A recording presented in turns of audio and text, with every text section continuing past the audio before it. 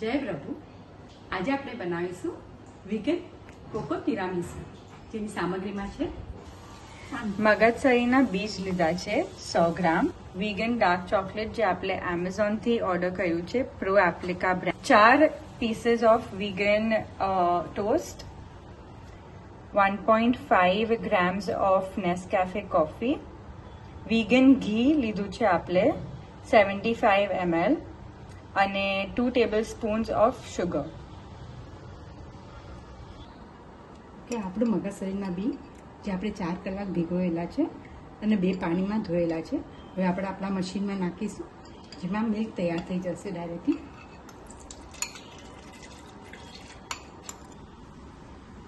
આ 350 ml આપણે પાણી નાખ્યું છે.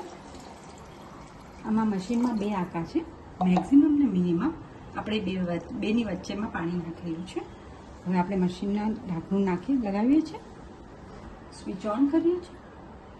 હવે આમાં આ જે નટ્સનું છે એ આકા પર આપણે લઈ જઈએ છીએ અને 15 મિનિટમાં આપણું મિલ્ક રેડી થઈ જશે. આપણું મગજસરીનું દૂધ તૈયાર છે.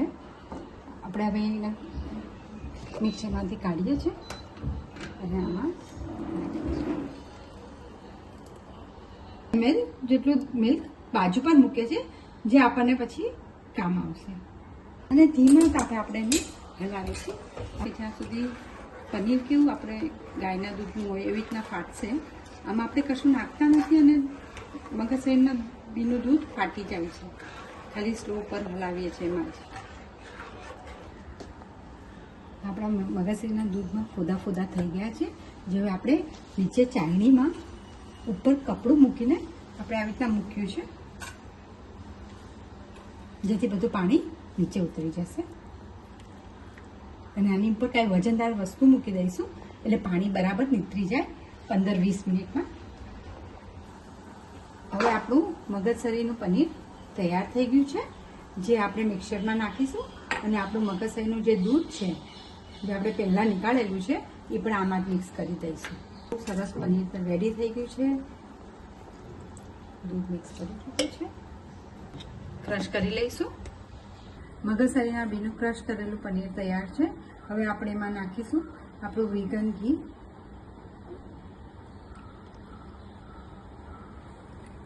આપણે ખાંડ મિક્સ કરીએ છીએ.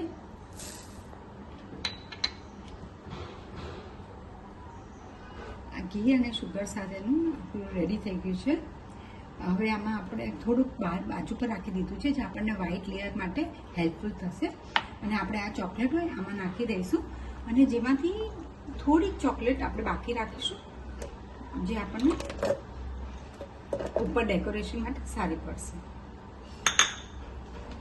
આપણું કોકોનું ક્રીમ તૈયાર થઈ ગયું છે. હવે આપણે અહીંયા 120 ml પાણી લીધું છે અને આપણે એમાં કોફી નાખી દઈશું આપણી. અને પછી જરૂર લાગે તમને ગળાશ ઉપર જોઈતું હોય તો થોડીક ખાંડ નાખજો.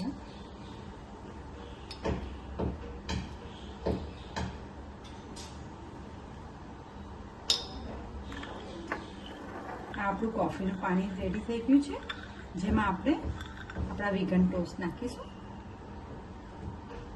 2 ટોસ્ટ આરામથી આવશે અહીંયા.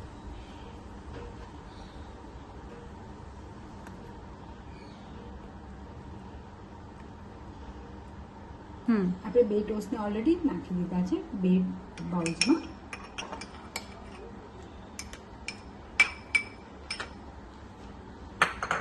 હવે આપણે વ્હાઈટ ક્રીમ નાખીશું.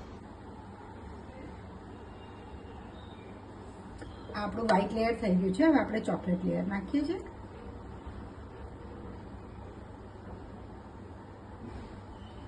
કોકો તિરામીસુ લેયર્સમાં તૈયાર થઈ ગયું છે. હવે આપણે જે થોડીક ચોકલેટના પીસ બાકી રાખ્યા હતા પીસીસ, એ હવે આપણે અહીંયા ગાર્નિશિંગ માટે યુઝ કરીશું.